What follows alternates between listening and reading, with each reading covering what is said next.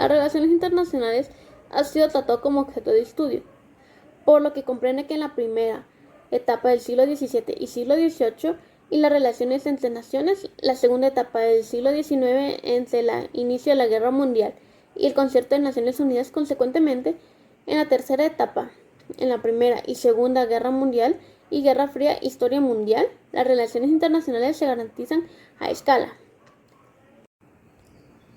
Abuelo de pájaro, damos como referencia algunas de las fechas con mayor impacto internacional consecuentemente con su debido evento. Empezamos con 1492, descubrimiento de América y expulsión de los moros. 1648, la Guerra de los 30 años y la paz de Westfalia. 1815, el Congreso de Viena y la Santa Alianza. 1914 y 1918, la Primera Guerra Mundial. 1919, Tratado de Westfalia y Sociedad de las Naciones.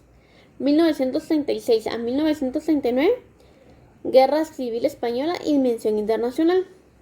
1939 y 1945, Segunda Guerra Mundial y Organización de las Naciones Unidas. 1945, la Guerra Fría y conflictos geopolíticos derivados. El sistema internacional se generó después de los acontecimientos ocurridos en dichas fechas que generaron dos subsistemas importantes, el cual sería el subsistema político, que ese se creó a través de las Naciones Unidas, y el subsistema económico, que ese fue una conferencia que dio Bretton referente a la financiera de Naciones Unidas en julio de 1944. El sistema internacional es una categoría básica de la disciplina de las relaciones internacionales. Incluso se considera que es el principal objeto de estudio de esta joven ciencia. Diversos académicos de la disciplina han dedicado amplias investigaciones sobre el tema, y los principales puntos de interés han sido la estructura del sistema internacional, sus componentes básicos y el funcionamiento de las partes. A lo largo de la historia han existido diversos sistemas internacionales con sus propias lógica y dinámica. Es decir, los sistemas internacionales no son estáticos, sino que están expuestos a un proceso de continuidad y cambios constantemente. De sistemas. El sistema unipolar y su característica son los múltiples actores, el sistema bipolar con los procesos de interacción, el sistema multipolar, los niveles de organización, el pluripolaridad de los polos de poder. En este caso nos concentraremos en hablar en dos tipos de sistemas, el sistema bipolar y el sistema unipolar. Estos dos, el sistema bipolar son dos potencias que denominan a sus rivales, una de centro de coalición y uno de los avances permanentes. El sistema unipolar radica en que un actor absorbe a los demás eliminándolos como agentes internacionales.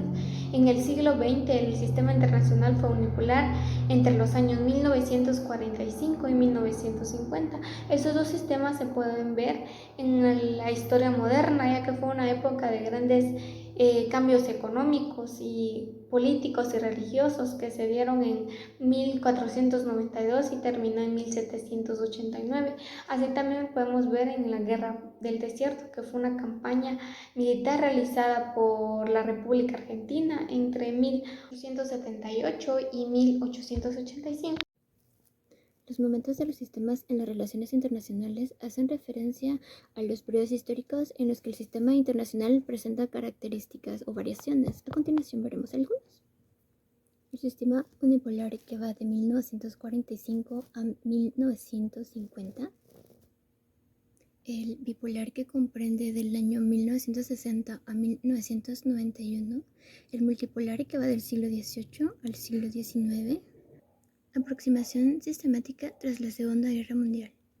La Guerra Fría, que va del año 1947 hasta el año 1961, con el sistema bipolar. La distensión entre 1963 y 1979 con el sistema bipolar, donde se da la cooperación y la competencia. La desaparición de la Unión Soviética en el año de 1991, lo que trajo un cambio hacia la unipolaridad. Degradación de distinción que comprende los años de 1980 a 1989, donde se agudiza la confrontación bipolar. Las relaciones internacionales se apoya de otras ciencias como lo es la ciencia política y la sociología. Estas tres ciencias coinciden en que son ciencias sociales, pero que cada una tiene su propio enfoque o su propio objeto de estudio.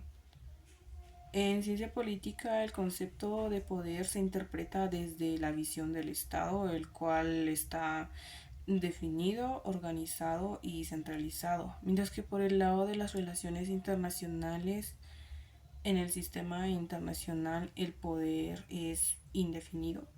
Esto porque realmente no se sabe o no se puede identificar quién realmente es el que tiene el poder. La sociología nace de la necesidad de una ciencia para entender la nueva forma de producción tras el cambio consecuente de la Revolución Industrial y Francesa, de los cambios modernos. El obrero nace como un nuevo individuo para la sociología. El punto de encuentro de la sociología como internacional y las relaciones internacionales parte desde el enriquecimiento metodológico y conceptual en el análisis de las relaciones internacionales, conocido como análisis sociológico. Se supera la idea de estudiar únicamente al Estado y es planteada la necesidad de estudiar las interacciones y contacto entre las estructuras económicas y sociales. En el ojo de estudio de la sociología se encuentran fenómenos como los hábitos de consumo, los círculos sociales y el conflicto social. De la complejidad de la sociedad internacional sobre la nacional se encuentra la conexión con las relaciones internacionales. La soberanía de Estado, el cambio continuo del Estado, la vida de frontera y la frontera caracterizada por las tres I, impenetrable, inexpugnable e infranqueable, separadas, son conceptos que la sociología sugiere para el estudio de las relaciones internacionales. La economía influye en el sistema como se dice popularmente, con dinero baila el mono.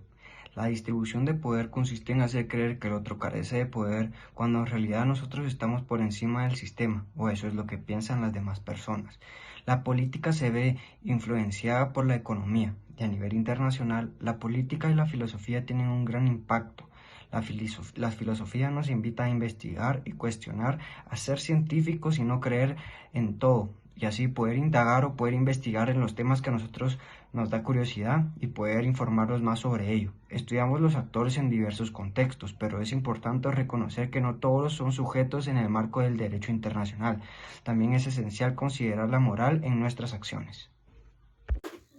Se dice que un Estado es soberano porque tiene la capacidad de autogobernarse y además es independiente, lo que quiere decir que puede actuar sin tener que rendirle cuentas a nadie.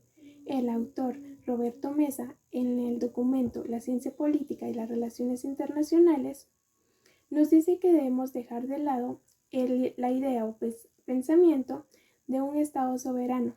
Además, a pesar de que el Estado es un actor más en el sistema internacional, es el único actor que puede violar los derechos humanos. Otro punto importante a resaltar es, aunque las relaciones internacionales es una ciencia social muy arraigada a la ciencia política, las relaciones internacionales ya no forman parte de ella, sino más bien la ciencia política y las relaciones internacionales se auxilian una a la otra.